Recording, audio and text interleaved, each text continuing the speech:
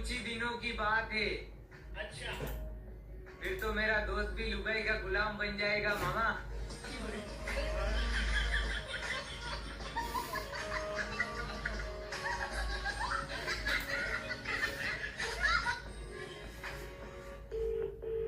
Hello hello, कौन? भाई साहब नमस्ते। नमस्ते, कौन? बड़ी आलस आ रही है भाई साहब, इतनी लंबी छुट्टियों के बाद कौन? मन नहीं होता भाई साहब कुछ करने का, कुछ बोलने का। ऐसे पड़े रहे बस। अब तो पढ़ा है, लेकिन है कौन? तू कौन बोल रहा है? मुझे बताने का भी मन नहीं हो रहा है। वैसे तो मैं गोवा बोल रहा हूँ, चलो बता नहीं, पर कुछ भी करने का मन नहीं हो रहा है। तो कुछ करने का मन नहीं हो रहा तो फोन क्यों किया मुझे? हैं? अगर कुछ करने का मन नहीं है तो फोन क्यों किया मुझे? ये भी बताने का मन नहीं हो रहा भाई साहब। अबे तो क्या? अब हाँ या ना बोलने का मन नहीं कर रहा। मेरे आके वही झापड़ लगाऊंगा ना, दो चार सब बंद कर जाएंगे। अगर आप झापड़ लगाओगे ना भाई साहब, हाँ, तो मैं रोकूंगा नहीं, पता है क्यों? क्यों? पर रोकने का मन नहीं कर रहा।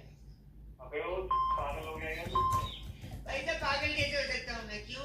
क्यों? पागल होने का भी मन नहीं कर रहा। मैं तेरी तेरा सर तोड़ दूंगा। भाई साहब सर अगर तोड़ोगे तो खून निकलेगा, हाँ तो फिर अस्पताल भी आप ही को ले जाना पड़ेगा, पता है क्यों? क्यों? मेरा मन नहीं कर रहा वैसा अस्पताल जाने का। अबे वो पागल हो गया, जब आप अस्पताल ले जाओगे। हेलो, देखो ऐसा है कि औरत चाहे जहाँ की हो चाहे जौन हो, जिंदगी में दुई शिकायत ओकर मतलब दुई ताना वो मरते मारा दे। पहला ये ताना मारी कि जौन दिन से हम ये घर में हुआ है शादी करके आज तक हमको सुकून नहीं मिला। दूसरा ताना ये मारा थी कि वो तो हम जैसी औरत रहे जो तुम जैसे आदमी के साथ जिंदगी काट दी और दोनों हो तो थूक के चल जाते। कोई सवाल ऐसे हैं जो वो करते न करा दी। एक सवाल अचानक ऐसा करी कि अगर हम मर जाए तो तुम दूसरी शादी कर लो, फंसाए वाला सवाल। दूसरा सवाल, जब लड़का बच्चा होने का टाइम हुई तो कहीं मान लो डॉक्टर तुमसे पूछे कि लड़का बच्चे में या अम्मा माँ दोनों एक का चुनो, एक का बचा पाएगा तो तुम क्या का चुनो। ऐसे फंसाए वाले सवाल कहे करती है जवाब वो तुम हो गए बाप नहीं दे पाओ। जब इस सवाल के जवाब हो गए बाप नहीं दे पाओ, बेचारा कहाँ से दे। देखो ऐसा है कि औरत चाहे जहाँ की हो चाहे जौन हो, जिंदगी में दुई शिकायत ओकर। भाई मर गए हो क्या तुम? भाई फोन नहीं कर रहे हो, न मैसेज कर रहे हो, न मुलाकात कर रहे हो। कहाँ कहीं और मुद्रा डरती हो? क्या बोलता फोन ऑन करने बोलता? आजकल 5वीं क्लास के बच्चों के पास भी फोन है। हम जब 5वीं में थे तो इस बात से खुश हो जाते थे कि छठी में जाते ही पेन से लिखने को मिलेगा।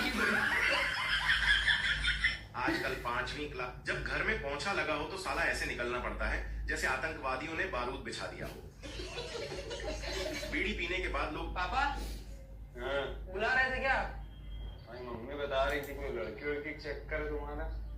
लड़की क्या मर्जी है? वो तो तैयार ही थी पर उसके घर वाले नहीं मान रहे। और तुम क्या कर रहे हो? तुम पीछे पड़े हो उसके कि नहीं? क्या पिस्टल ले और तुम्हारा फैसला कर दो। पापा सॉरी, आप जहाँ कहेंगे मैं वहाँ कर लूंगा, मैं छोड़ दूंगा, नहीं करूंगा उसके बाद। देखो क्या है ना बेटा, हमारी भी लव मैरिज होने वाली है। हमारी बात तुम्हारी सुनी, लेकिन हम तुम्हारी बात सुनी। आपकी लव मैरिज हो रही थी क्या? मुँह डांटना पड़ ज्यादा और कहीं मत। कहाँ है ससुर तुम्हारा? क्या नाम है ससुर? ये सीख लो वाला। ऐसा है कि पिस्टल मत लाओ, अच्छे थप्पड़ मार के तुम्हारी बारात निकाल दूंगी। लाओ अच्छे थप्पड़ मार के तुम्हारी बारात निकाल दूंगी। पापा हाँ, आपको बोर्ड में पास होना है तो ये करें। सबसे पहले आपको अपनी किताबें बेच देनी है। आपने किताबें पूरी साल नहीं खोली होंगी, इसलिए वो एकदम नई जैसी होंगी और वो बहुत अच्छे दामों में बिकेगी। उसके बाद एग्जाम से एक दिन पहले आपको खूब रील देखनी है, जो कि आप अभी भी देख रहे हो। और जिस दिन आपका एग्जाम हो उस दिन आपको उन किताबों को बेचकर जो पैसे मिले थे उनसे आपको पेट भर के चाउमीन बर्गर खाना है और एग्जाम में जाकर आपको जेल पेन से ही लिखना है। लेकिन आपने कुछ याद ही नहीं किया था तो आपको उसमें सनम तेरी कसम का गाना लिख देना है और फिर आपको उल्टी कर देनी है, जिससे आपकी पूरी शीट खराब हो जाएगी और आपको बीमार समझकर टीचर आपको ऐसे ही पास कर देंगे। अगर आपके भी दोस्तों के बोर्ड आ रहे हैं तो ये आइडिया उन्हें जरूर बताएं। आपको बोर्ड में पास होना है तो ये करें। सबसे पहले आपको अपनी किताबें बेच देनी है। आपने किताबें पूरी साल नहीं खोली होंगी, इसलिए वो एकदम नई जैसी होंगी और वो बहुत अच्छे दामों में बिकेगी।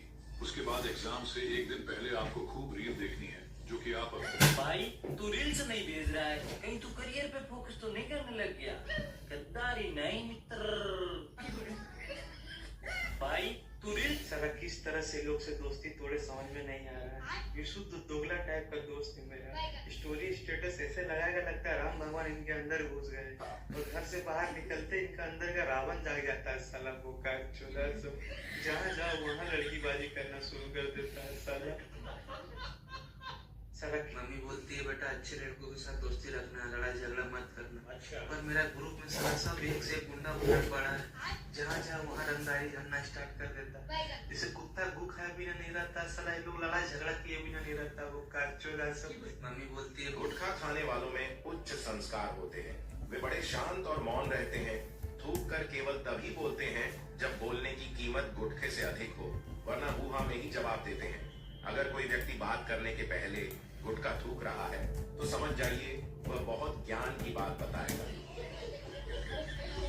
गुटखा खाने वालों में उच्च संस्कार। जो सीता से प्यार किया उसे राम कहते हैं। अच्छा। जो राधा से प्यार किया उसे श्याम कहते हैं। जो चुपके प्यार किया उसे आसाराम कहते हैं। और जो कभी प्यार ही नहीं किया उसे योगी आदित्यनाथ कहते हैं। अच्छा। और जो प्यार करके बीच रास्ते पे छोड़ दिया उसे नरेंद्र मोदी नाथ कहते हैं। जो सीता से प्यार और सारा ये सॉरी भी बड़ा अजीब शब्द है। अगर इंसान बोल दे तो मामला खत्म। अच्छा। अगर डॉक्टर बोल दे तो इंसान खत्म।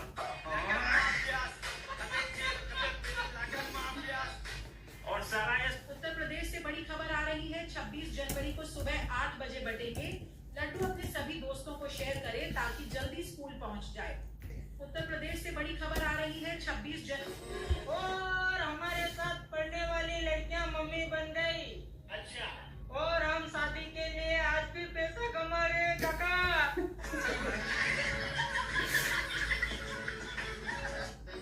दम है तो इस रील पे एक ऐसा इमोजी भेजो जो आज से पहले किसी ने यूज न किया हो।